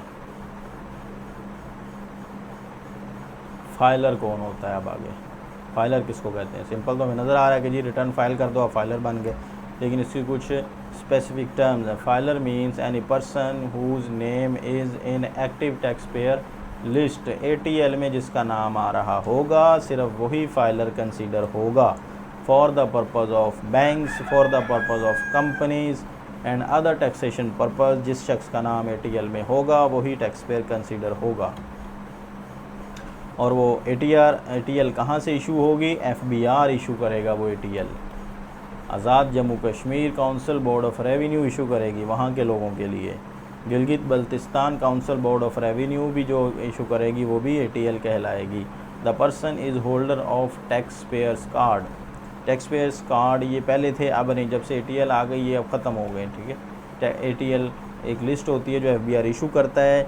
ठीक है, ये कब कब इशू करता है ये आगे जाके हम देखेंगे, बस उस लिस्ट के अंदर जिसका नाम होगा वही बंदा क्या कहलाएगा? फाइलर कहलाएगा। और ये लिस्ट हर साल की होती है, जिस साल का आपने चेक करना है बंदे को फाइलर, उस साल की लिस्ट आप देखेंगे, डाउनलोड करेंगे, उसमें देखेंगे उसका नाम होगा तो वो फाइलर होगा। Definition of filer has been included in the Ordinance through Finance Act 2014 and then amended in 2018. It is important because rate of tax for filer and non-filer are different in many cases। जी rate of tax की वजह से हमने इनको अलग-अलग किया है। जो फाइलर होगा ज़ाहिर बात है उसको बेनिफिट्स मिलेंगे, वो उसका टैक्स रेट कम होगा। जो नॉन फाइलर होगा उसको हम इनकरेज करने के लिए उसको टैक्स रेट ज़्यादा लगाएंगे कि वो फाइलर हो जाए। The definition of filer has been omitted through finance act 2019, so it will not be applicable for tax year 2020। ठीक है, ये 2019 में इमिट कर दी गई थी। अब नया नाम आ रहा है ATL का। अब जो है ना टैक्स फाइलर का नाम ख़त्म हो गया है जी। ATL ये शामिल होगा। एक्टिव टैक्स पेयर लिस्ट, ये क्या होती है? Active taxpayer list is a central record of online income tax return filers for the previous tax years. This list institute by the board. FBR ये list issue करता है। जिस साल आपको लिस्ट इशू हो रही है उसमें तमाम फाइलर के नाम होंगे जो पिछले साल के टैक्स रिटर्न जिन्होंने फ़ाइल की होगी, क्योंकि अभी ये वाला साल तो चल रहा है। तो इस साल की ATL कैसे बनेगी जब ये साल एंड ही नहीं होगा? तो जब रिटर्ने लोग फाइल कर चुके होंगे, डेट क्लोज हो चुकी होगी, उसके बाद उन ATLs को इशू किया जाएगा। ATL is published every financial year on 1 मार्च। ठीक है, ATL क्या होगा? ये पहली हर साल की 1 मार्च को FBR की वेबसाइट पर लिस्ट इशू कर दी जाएगी। ठीक है, valid up to the last day of the February, जो कि अगले साल की फरवरी की लास्ट डे तक वैलिड होगी। For example, active taxpayer list for the tax year 2021। अगर आप 2021 की एक्टिव टैक्स पेयर लिस्ट देखना चाहते हैं तो उसमें कौन सा ड्यूरेशन शामिल होगा वो बता रहा है। वाज पब्लिश ऑन 1 मार्च 2022, जो कि 2022 की 1 मार्च को पब्लिश हुई होगी और वैलिड होगी 28 फरवरी 2023 तक। The ATL is updated on every Monday. Her Monday को FBR की वेबसाइट पे जो है ना वो लिस्ट अपलोड की जाती है। इसका कॉन्सेप्ट थोड़ा समझें। जो लिस्ट होती है, अब मिसाल के तौर पे इस वक्त जो हमारा चल रहा है वो अगस्त 2022 चल रहा है। ठीक है, इस वक्त जो टैक्स रिटर्न चल रही है वो 2022 की चल रही है। जून 2022 तक साल ख़त्म हो गया, हमने अब रिटर्न जमा करवानी है जून 2022 की। उसका टाइम, इंडिविजुअल का जो टाइम है वो सितंबर तक होता है और कंपनी का जो टाइम है वो दिसंबर तक होता है।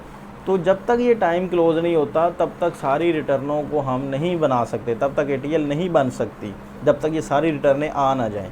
तो इस साल की जो रिटर्नें जमा होंगी उसका टाइम तो अभी है। तो इस वक्त जो ATL चल रही होगी वो कौन सी चल रही होगी? वो ATL चल रही होगी जो कि पिछले सालों की जिन्होंने रिटर्नें जमा करवा दी थी उनका नाम ATL में शामिल होगा। वो बंदे फाइलर कंसिडर होंगे।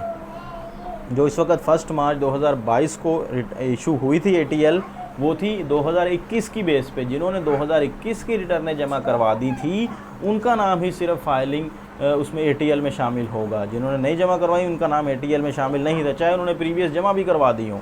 हमने सिर्फ 21 की बेस पे ATL को देखना होता है जो करंट साल चल रहा होता है हमारा। ठीक हो गया। अमलगमेशन जिसको कहते हैं जी खिचड़ी पक गई, जुड़ गया साथ। क्या जुड़ गया? 2 कंपनी जुड़ गई जी, अमलगमेशन हो गई 2 कंपनीज़ की। अमलगमेशन मीन्स मर्जर ऑफ 1 और मोर बैंकिंग कंपनीज और non banking companies. 2 companies banking हो चाहे नॉन बैंकिंग हो, वो अगर आपस में जुड़ गई हैं, अमलगमेट हो गई हैं, तो फिर वो अमलगमेशन कहलाएगा। कंडीशन क्या होनी चाहिए? कम से कम एक जो है ना वो पब्लिक कंपनी होनी चाहिए। 2 प्राइवेट कंपनी आपस में जुड़ गई वो अमलगमेशन नहीं होगी। A company incorporated under any law, या अगर वो पब्लिक कंपनी नहीं है तो किसी लॉ के तहत वो कंपनी बनी हुई है other than companies act. Companies act 2017 के अलावा अगर कोई गवर्नमेंट का लॉ है तो वो गवर्नमेंट का लॉ गवर्नमेंट खुद ही बनाती है सिचुएशन पे देख के। ठीक है। For the time being in force. Amalgamating company कौन सी होती है? जो कंपनी किसी दूसरे के साथ मर्ज हो रही होती है उसको अमलगमेटिंग कंपनी कहते हैं। और अमलगमेटेड कंपनी वो होती है जिस कंपनी ने अपने अंदर मर्ज किया होता है कंपनी को, या जो मर्ज होने के बाद कंपनी बनती है उसको अमलगमेटेड कहते हैं, या जो अपने अंदर समा रही है दूसरी कंपनी को उसको अमलगमेटेड कंपनी कहते हैं। अच्छा, अब उसके एसेट्स और लायबिलिटी पे क्या इफ़ेक्ट होगा जो अमलगमेशन होने के बाद? जो अमलगमेशन होने के बाद कंपनी है वो तो वजूद में ही रहेगी, लेकिन जो उससे पहले थी उनके एसेट और लायबिलिटी का क्या करेंगे? The asset of the amalgamating company immediately before the amalgamation become the asset of the amalgamated company. हाँ जी, जो कंपनी वजूद में आ रही है वो सारे एसेट उसके हो गए अब। इसी तरह लाइबिलिटी भी है, जो कंपनी वजूद में आ रही है पिछली कंपनी की सारी लाइबिलिटीज़ अब अगली कंपनीज फुलफ़िल करेगी। एपीलेट ट्रिब्यूनल क्या होता है? Appellate tribunal means the appellate tribunal inland revenue established under section 130। इसका पूरा एक रूल है जो कि FBR की वेबसाइट पर पड़ा हुआ है, जहाँ पे इन्होंने कैसे काम करना है, एपीलेट ट्रिब्यूनल ने क्या क्या काम करना है वो मेंशन है। थोड़ी सी एक्सप्लेनेशन समझ लें क्या होता है। FBR एपीलेट ट्रिब्यूनल क्या होता है, वहाँ पर जुडिशरीज बैठती हैं, ठीक है, वहाँ पर जजेस बैठते हैं। वो जजेस क्या करते हैं, आपकी अपील को सुनते हैं। अगर आप अपने कमिश्नर अपील से डिससेटिस्फाई हैं, सबसे पहले क्या होता है, FBR आपको एक टैक्स लगा देता है। जी आपको ये टैक्स हमने लगा दिया, आपकी रिटर्न को हमने छानबीन किया, हमें लगा कि आपकी इनकम जो है ना वो कम आपने शो की है, हमारे मुताबिक आपकी इनकम ज़्यादा बनती है, तो अपना टैक्स जमा करवाएं ज़्यादा वाला। आप डिसएग्री हो जाते हैं, आप कमिश्नर अपील के पास चले जाते हैं कि जी मुझे गलत टैक्स लग गया, तो मेरी सुनवाई की जाए, मुझे टैक्स ख़त्म किया जाए। कमिश्नर अपील कहता है नहीं जी आपको जो टैक्स लगा है वो ठीक लगा है, आप ये टैक्स जमा करवाएं। फिर क्या करते हैं, आप सेकंड अपील कर देते हैं। सेकंड अपील किसके पास जाती है? एपीलेट ट्रिब्यूनल इनलैंड रेवेन्यू के पास। वहाँ पर अकाउंटेंट मेंबर होते हैं, ठीक है, जो हाई क्वालिफाइड होते हैं अकाउंटेंसी के, और इसी तरह एक लॉ के जो ना मेंबर होता है जो हाई क्वालिफाइड लॉ का बंदा होता है, ठीक है। वो आपके ऑर्डर्स के अंदर से लॉ देखता है कि लॉ के मुताबिक ऑर्डर हुआ है, और दूसरा अकाउंटेंट मेंबर आप देखता है कि आपकी जो ऑर्डर हुआ है उसके अंदर वाकई अकाउंट्स को मद्देनज़र रख के किया गया है। तो फिर वो जो ऑर्डर पास करते हैं वो आपके लिए फाइनल अथॉरिटी होती है। उसके बाद आप ऊपर नहीं जा सकते टैक्स के मामले में, ठीक है। जो टैक्स वो लगा देगी ATIR, वो आपके लिए क्या कहलाएगा? फाइनल टैक्स होगा, उसके ऊपर आप नहीं जा सकते। हाँ, अगर कोई लॉ पॉइंट आपका बनता है जो उनको उनकी नज़र से नहीं गुजरा या उन्होंने उसको हाईलाइट नहीं किया, तो फिर आप हाई कोर्ट में जा सकते हैं, रेफरेंस कर सकते हैं ATIR के ऑर्डर के अगेंस्ट, ठीक है। लेकिन टैक्स के मामले में ये फाइनल अथॉरिटी होगी, इसके ऊपर आप किसी भी फॉरम पर नहीं जा सकते।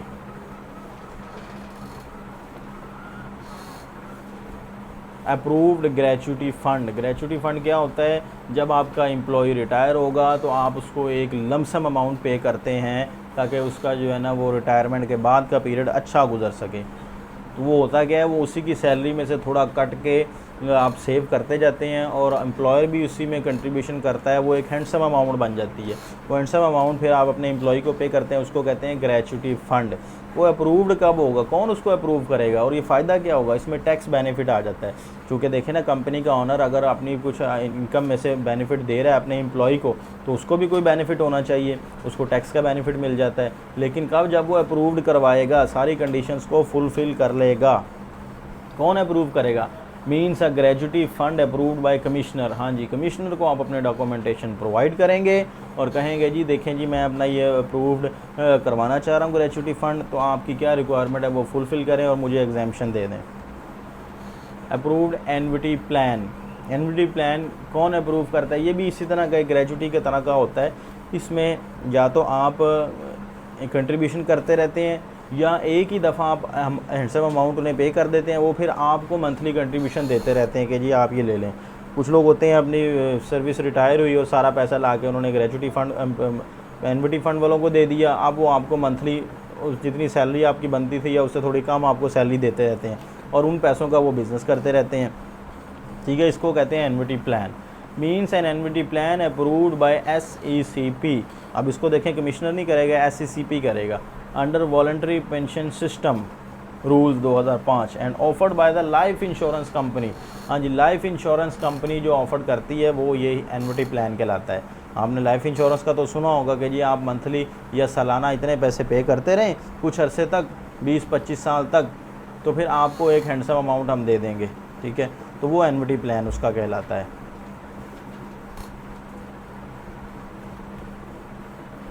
अप्रूव्ड पेंशन फ़ंड, ये भी इसी तरह पेंशन फ़ंड होता है, ठीक है।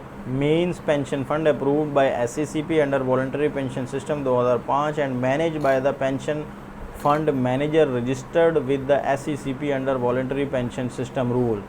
ठीक है, ये इंश्योरेंस कंपनी से मिलता जुलता ही होता है, लेकिन ये पेंशन सिस्टम होता है। इसमें क्या करते हैं आप अपनी सारी अमाउंट ला के उन्हें जमा करवा देते हैं, वो फिर आपको मंथली कुछ पेंशन पे करते रहते हैं, जिससे आपका काम चलता है। कुछ लोग होते हैं ऐसे जो कारोबार वगैरह नहीं कर सकते, वो कहते हैं यार बैंक में पैसे रखवा दो, तो वो आजकल तो बैंक चल गया, बैंक में पैसे रखवा दो, इतना उस पर इंटरेस्ट खाते जाओ तो चलते रहो।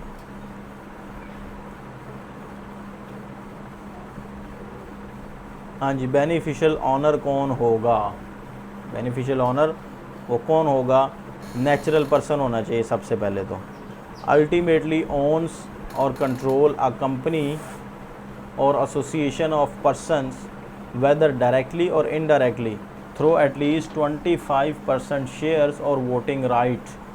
किसी भी कंपनी का बेनिफिशियल ऑनर कौन होगा? बेनिफिशियल ऑनर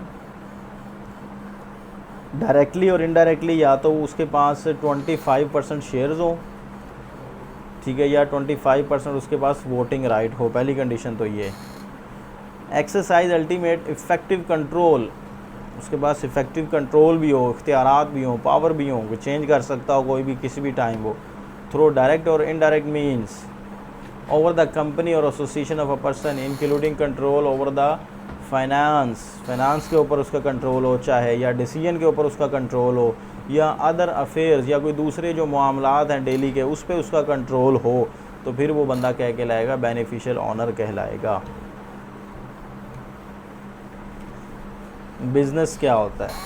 बिज़नेस इंक्लूड का मतलब जो डेफिनेशन इसकी अपनी है वो तो है ही है, लेकिन इसके अलावा जो इनकम टैक्स ऑर्डिनेंस ने शामिल कर दिया वो भी बिज़नेस ही है। एनी ट्रेड, अगर आपको कोई ट्रेड कर रहे हैं, तिजारत कर रहे हैं, माल इधर से लेके उधर बेच रहे हैं, वो आपकी बिज़नेस है। कॉमर्स कर रहे हैं आप कॉमर्स में क्या होता है? सिर्फ चीज़ें लेके बेचना नहीं होता, उसमें दूसरी सर्विसेज भी आ जाती हैं। जिस तरह ऑनलाइन अगर आप कॉमर्स कर रहे हैं तो ऑनलाइन में आप चीज़ें बेचते हैं, पैसे की फैसिलिटी, कार्ड वगैरह की फैसिलिटी देते हैं, ऑनलाइन पेमेंट की फैसिलिटी देते हैं, तो ये आपकी कॉमर्स कहलाती है। मैन्युफैक्चरिंग कर रहे हैं, आपने एक फैक्ट्री लगाई हुई है, चीज़ें बनाई जा रहे हैं, आगे डीलर, होलसेलर, डिस्ट्रीब्यूटर सेल कर रहे हैं, वो भी आपका बिज़नेस है। प्रोफेशन आपका कोई है, जैसे लॉयर है, टीचिंग है, डॉक्टर है, ये प्रोफेशन है, ये भी इनकी इनकम भी बिज़नेस इनकम ट्रीट होती है। वोकेशन है, वोकेशन भी आप इसी तरह की कोई आप काम जानते हैं ऐसा कि जो आप हुनर है आपके पास, वो आपका क्या कहलाएगा? वोकेशन कहलाएगा। एडवेंचर भी एक बिज़नेस का किस्म है। आप सैर तफरी का आपने बिज़नेस कर रहे हैं जी, हम लोगों को सैर तफरी करवाते हैं दूसरे मुल्कों में, दूसरी जगहों पे, शहरों पे, तो वो भी आपका बिज़नेस इनकम होगी।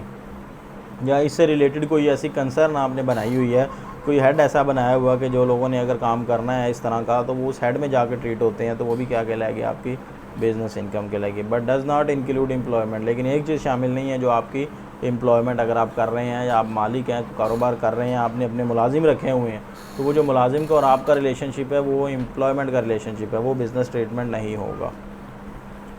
कंसीलमेंट क्या होता है? कंसीलमेंट नाम से पता लग रहा है, कोई चोरी कर लेना, आपने कोई चुरा लेना चीज़, वो कंसीलमेंट होती है। ये इंक्लूड होती है the suppression of any item of receipt liable to tax in whole or in part or failure to disclose income chargeable to tax.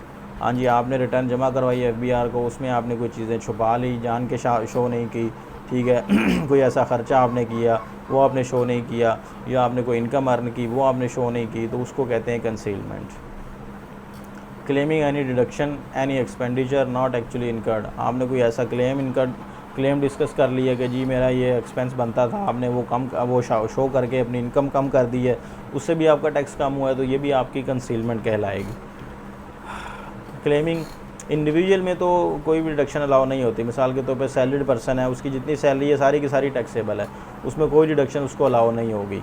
ये बिज़नेसमैन की बात हो रही है कि बिज़नेसमैन है, उसने बिज़नेस रन करना है, उसने कोई ऐसी डिडक्शन, कोई ऐसा एक्सपेंस अंदर डाल दिया कि जिसकी वजह से उसकी इनकम कम हो गई है। जाहिर बात है, जब आप अपने खर्चे बढ़ाते जाएंगे आपकी इनकम कम होती जाएगी, जितनी इनकम कम होगी उतना ही कम है आपको टैक्स देना पड़ेगा, तो फिर ये क्या कहलाएगा? आपका कंसीलमेंट कहलाएगा। अगर आपने कोई ख़र्चा ले लिया। क्लेमिंग ऑफ एनी इनकम और रिसीट एज एग्जाम्ड, आपने कोई ऐसी इनकम को एग्जाम ट्रीट कर लिया कि जी ये मेरी इनकम पर टैक्स नहीं बनता है, ठीक है, जबकि एक्चुअली बनता था टैक्स, तो फिर वो क्या होगा? वो भी आपकी कंसीलमेंट कहलाएगी।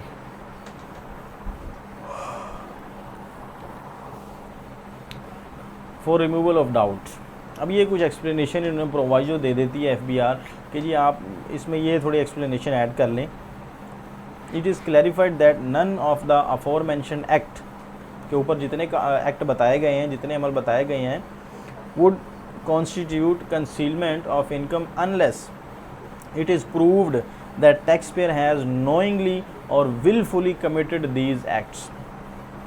जब आपको पता चल जाए कि ये जानबूझ के टैक्स पेयर ने किया है तो फिर वो क्या होगी, कंसीलमेंट। अगर अननोइंगली उसने कर लिया तो फिर वो कंसीलमेंट नहीं होगी। अब ये कैसे जस्ट होगा कि जी नोइंगली किया, अननोइंगली किया। आपने उसको एक नोटिस दिया, एफबीआर ने आपको नोटिस दे दिया जी आपने ये अपनी इनकम शो करवाई हुई है, आप कह रहे हैं ये एग्जाम्प्ट है, जबकि ये एग्जाम्प्ट नहीं बनती।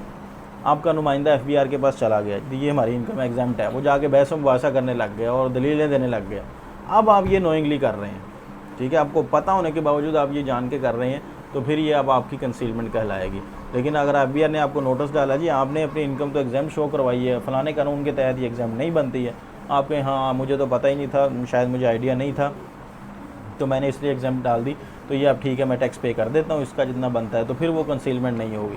क्योंकि कंसीलमेंट अगर आप जानबूझ के कर रहे हैं तो फिर आपके ऊपर टैक्स ज़्यादा लगेगा। अगर आपने जानबूझ के नहीं की तो फिर जितना टैक्स बनता है उतना दे के आप बरी हो सकते हैं। लेकिन ये तब होगा जब आप कम्युनिकेशन करेंगे, आप जाके मतलब रिक्वेस्ट करेंगे कमिश्नर से।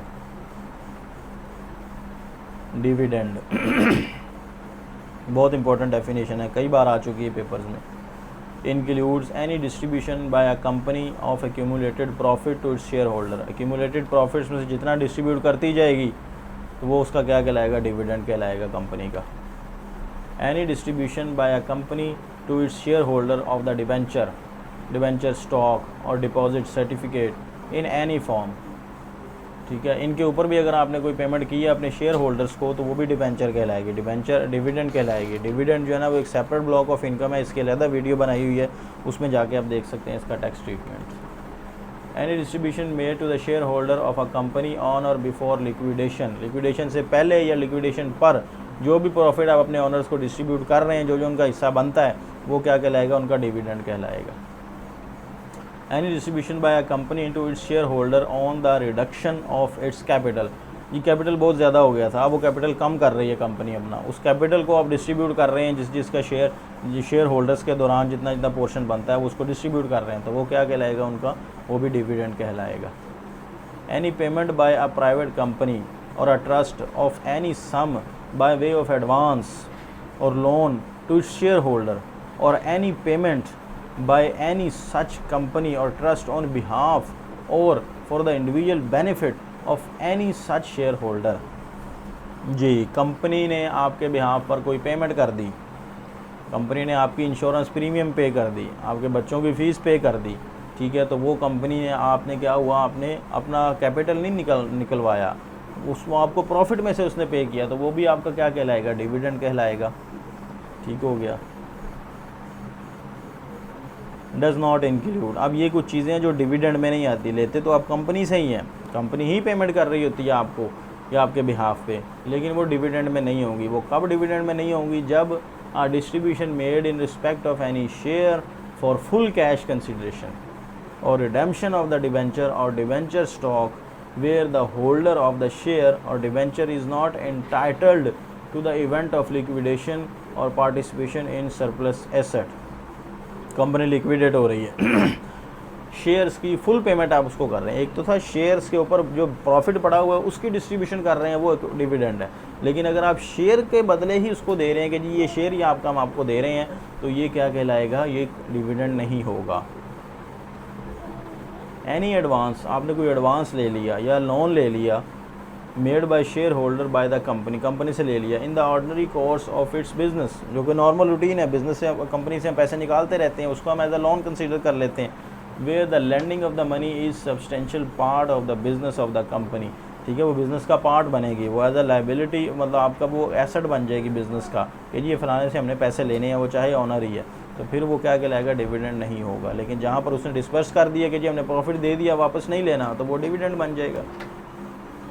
Any dividend paid by a company which is set off by the company against the whole or any part of any sum, ठीक है, कोई आपका डिविडेंड ड्यू था कंपनी की तरफ, वो डिविडेंड ड्यू आपको कंपनी ने पे कर दिया, ठीक है, आपने पिछले सालों में शो कर लिया जी मैंने कंपनी से डिविडेंड इतना अर्न किया, अब चाहे रिसीव नहीं हुआ, लेकिन आपने चूँकि पहले टैक्स ट्रीट कर लिया था, अब सिर्फ आपको पेमेंट आ रही है, तो फिर वो क्या कहलाएगा, वो भी इसमें शामिल नहीं होगा टैक्सेशन पर्पज़ में। अच्छा जी, नेक्स्ट,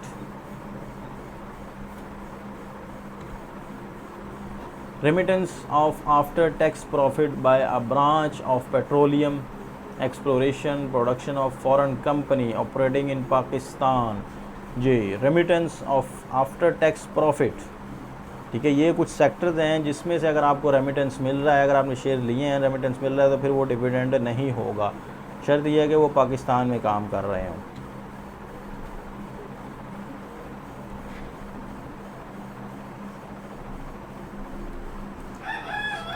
जी, नेक्स्ट आ रहा है, ठीक हो गया, इंडस्ट्रियल अंडरटेकिंग। क्या होती है जी industrial undertaking? An undertaking which is set up in Pakistan and which employs, undertaking का मतलब कंपनी कह लें, फ़िलहाल समझने के लिए कंपनी कह लें, ऐसी कंपनी जो कि पाकिस्तान में हो और जिसने एम्प्लॉय किया हो, मतलब बंदे रखे हों कितने 10 और मोर, 10 या इससे ज़्यादा वर्कर्स उसके काम करने वाले हों इन पाकिस्तान में, and involve the use of electrical energy, और जो इलेक्ट्रिकल एनर्जी यूज़ कर रही हो, और any other form of energy which is mechanically transmitted and is not generated by human or animal energy, ठीक है, जो इस तरह की एनर्जी को बना ना रहे हों, उनको सिर्फ यूज़ कर रहे हों और 10 या उससे ज़्यादा बंदे उन्होंने हायर किए हों, उसको कहते हैं इंडस्ट्रियल अंडरटेकिंग। इसका देखेंगे आगे टैक्स ट्रीटमेंट इसका डिफरेंट है। या एक और भी चीज़ आ जाती है, अगर 20 या उससे ज़्यादा बंदे हैं पाकिस्तान में काम कर रहे हैं उसके कमरे में, and does not involve the use of electrical energy, और इलेक्ट्रिकल एनर्जी बिजली वगैरह कनेक्शन नहीं है उनका, वो नहीं यूज़ कर रहे हैं, ठीक है, और any other form of energy, या किसी और किस्म की एनर्जी भी यूज़ नहीं कर रहे हैं, which is mechanically transmitted into or is not generated by human or animal energy, खुली जगहों पे उनके काम है, ठीक है, वहाँ पे वो कानकुनी दिन के वक्त जाते हैं, खुदाई करते हैं, जो कुछ मिलता है ले आते हैं, ठीक है, और शाम को बस ख़त्म। ये उनकी क्या होगी? इंडस्ट्रियल अंडरटेकिंग होगी। And which is engaged in, और जो काम क्या कर रहे हो, and manufacturing of goods materials or subjection of goods materials to any process which substantially change their original condition. Handmade को काम ऐसा कर रहे हैं, या बिजली वाला काम, अगर बिजली वाले से काम कर रहे हैं तो 10 से ज़्यादा बंदे हों, ठीक है, अगर हैंडमेड कर रहे हैं तो फिर उनके पास बिजली वाला काम नहीं होना चाहिए, जो 20 से ज़्यादा होंगे। Ship building, generation, conversion, transmission और डिस्ट्रीब्यूशन नॉर्मली कम ही होती हैं, ज़्यादा ऐसी एग्जांपल्स मिलती नहीं हैं, वो कंपनीज ही होती हैं जो ये काम कर रही होती हैं। Working of any mine, oil well or any other source of mineral deposits, ठीक है, माइंस वगैरह, कानकुनी वगैरह, खुदाई वगैरह में ये काम होते हैं ज़्यादातर, तो जो वहाँ पे लोग होते हैं वहाँ पे अक्सर बिजली वगैरह की ज़रूरत नहीं होती, या कोई ऐसा रिसोर्सेज नहीं इस्तेमाल हो रहा होता जो उनकी प्रोडक्शन में इस्तेमाल हो डायरेक्ट, तो वहाँ पर ये वाली कंडीशंस अप्लाई होती हैं। पब्लिक कंपनी क्या होती है? हमने पढ़ा था कंपनी, और public company means a company which is not less than 50% of the shares are held by federal government और प्रोविंशियल गवर्नमेंट। ऐसी कंपनी जिसके 50% से ज़्यादा शेयर जो हैं वो कंपनी गवर्नमेंट के पास हों। A company in which not less than 50% of the shares are held by the foreign government or the foreign company owned by the foreign government, या जिसके 50% से ज़्यादा शेयर फॉरेन गवर्नमेंट के पास हों, तो भी वो क्या होगी? पब्लिक कंपनी कहलाएगी। A company whose shares are traded on the stock exchange registered, stock exchange में जिसके शेयर्स ट्रेड होते हों, ठीक है, पाकिस्तान किसी भी टाइम में आप उसके शेयर बेच या ख़रीद सकते हो, ठीक है, which remained listed on that exchange at the end of that year, और वो स्टॉक एक्सचेंज में लिस्टेड भी हो। ये वो कंडीशन है जो कंडीशन फुलफिल करने के बाद एक कंपनी पब्लिक लिमिटेड कंपनी कहलाएगी। A unit trust whose units are widely available to the public.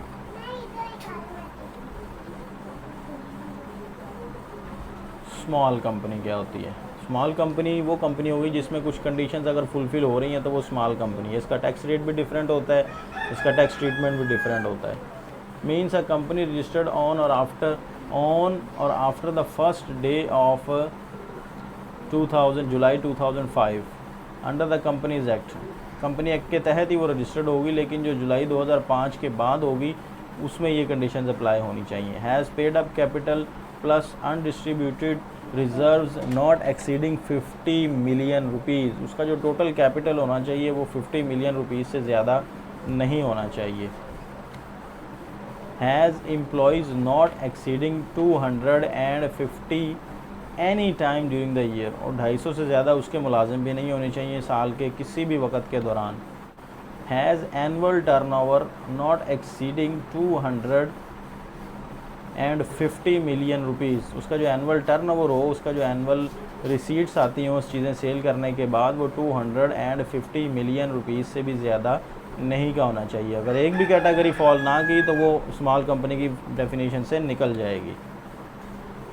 Is not formed by splitting up or reconstitution of company already in existence, वो company किसी company को तोड़कर भी ना बनी हो या किसी का कोई पार्ट भी ना हो, इंडिपेंडेंट कंपनी हो, तब ये कंडीशनें पूरी हों, फिर वो स्मॉल कंपनी की कैटेगरी में फॉल करेगी। ग्रीन फील्ड इंडस्ट्रियल अंडरटेकिंग, ये बड़ी इंपॉर्टेंट डेफिनेशन है, रिसेंटली इंसर्ट की गई है ये, ठीक है। इसकी भी कुछ कंडीशन है। न्यू इंडस्ट्रियल अंडरटेकिंग, ये नई इंडस्ट्री होगी सबसे पहले तो, which is set up on land which has not been previously utilized for any commercial industrial और मैन्युफैक्चरिंग एक्टिविटी, ये ऐसी जगह पर बनी हो जहाँ पर पहले कोई फैक्ट्री मौजूद नहीं थी, कोई मैन्युफैक्चरिंग यूनिट नहीं था, कोई भी कमर्शियल वहाँ पे फैक्ट्री नहीं थी। Built without demolishing, revamping or renovating and upgrading any existing structure or plant, वही ना कि किसी को दोबारा से रीवैम्प ना किया गया हो, दोबारा से ना बनाई गई हो, पहले से वहाँ पे मौजूद ही ना हो, नई जगह पर नए नाम से नई कंस्ट्रक्शन उसकी हुई हो, तो वो क्या कहलाएगी? ग्रीन फील्ड इंडस्ट्रियल अंडरटेकिंग कहलाएगी। नॉट फॉर्म्ड, ना बनी हो बाय स्प्लिटिंग अप, किसी बड़ी कंपनी को तोड़ के छोटी कंपनी बना देते हैं लोग, तो ऐसा ना हुआ हो, ठीक है, खुद से काम कर रही हो। Or reconstitution of an undertaking already in existent or by transfer of machinery plant, हाँ जी, इसकी मशीनरी और जो प्लांट है वो भी इसने खुद ख़रीदे हो, ये ना हो इसकी बड़ी कंपनी है, ट्रांसफ़र बाप की कंपनी है, उसने एक छोटी सी कंपनी बना दी बेटे के लिए और कुछ प्लांट वहाँ से ट्रांसफ़र इधर उधर कर दिए, बेटा कहता है जी मेरी ग्रीन फील्ड है, नहीं, ऐसा नहीं होगा। It must use a process or technology that has earlier not been use, ये बड़ा इंपॉर्टेंट है, उसमें ऐसी टेक्नोलॉजी यूज़ हो रही हो कि जो पाकिस्तान में पहले इस्तेमाल नहीं हो रही थी, ठीक है, मैन्युफैक्चरिंग पर्पज़ में, या वो ऐसी प्रोडक्ट बना रहे हैं कि जो पहले नहीं बन रही थी, ठीक है, लेकिन उसकी अप्रूवल कौन देगा? इंजीनियरिंग डेवलपमेंट बोर्ड, कि जी ये ठीक है, ये जो प्रोडक्ट मैकेनिकली इलेक्ट्रिकली बना रहे हैं ये पहले नहीं बन रही थी। It must be approved by commissioner of income tax, वो सारी कंडीशन पूरी होने के बाद आपने कमिश्नर FBR से भी अप्रूवल लेनी है कि हम as a green field industrial undertaking काम कर रहे हैं, तो ये हमारे डॉक्यूमेंट्स हैं। This definition will not be applicable with effect from 1 जुलाई 2019 ऑनवर्ड, ये वाली एप्लीकेशन एप्लीकेबल होगी 2019 से ऑनवर्ड, उससे पहले भी अगर आपको इस तरह कैटेगरी में फॉल कर रहे हैं तो फिर वो इंडस्ट्रियल अंडरटेकिंग ग्रीन फील्ड नहीं होगी। पर्सन क्या होता है? अब ये जो पर्सन हम पढ़ते हैं, पर्सन से मुराद शख्स है, नहीं, यहाँ पे इनकम टैक्स में इसका डिफरेंट नेम है, डिफरेंट मकसद है इसके। Under the income tax ordinance a person includes, person में शामिल होगी क्या चीज़ें? एन इंडिविजुअल, एक बंदा, वो भी पर्सन ही कंसीडर होगा,